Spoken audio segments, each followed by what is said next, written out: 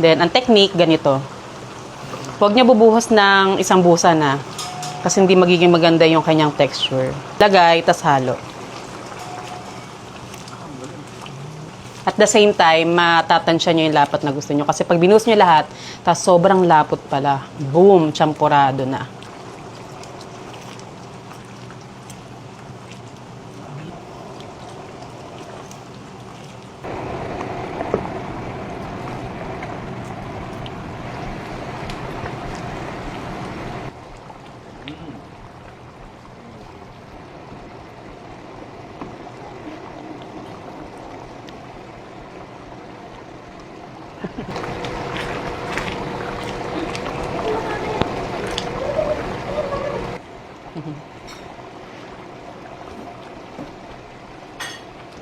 Kanin. Dito kasi importante na lagi nyo tinitikman para nababalanse nyo yung asim na gusto nyo.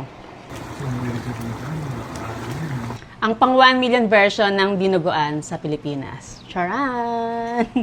Dahil napakadaming version ng dinuguan sa Pilipinas. Sa bawat barangay may kanya-kanyang version yun. Ito ay aking version. Kapag ito nilagyan ko ng tanglad or nilagyan ko ng luya, walang kakain.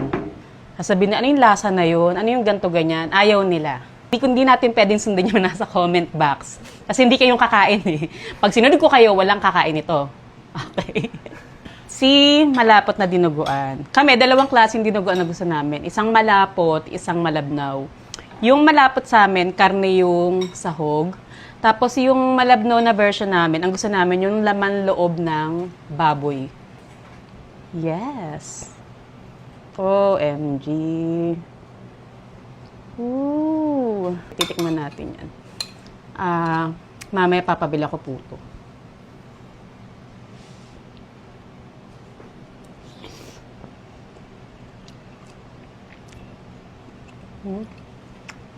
Ito mas masarap pag inabot ng kinabukasan.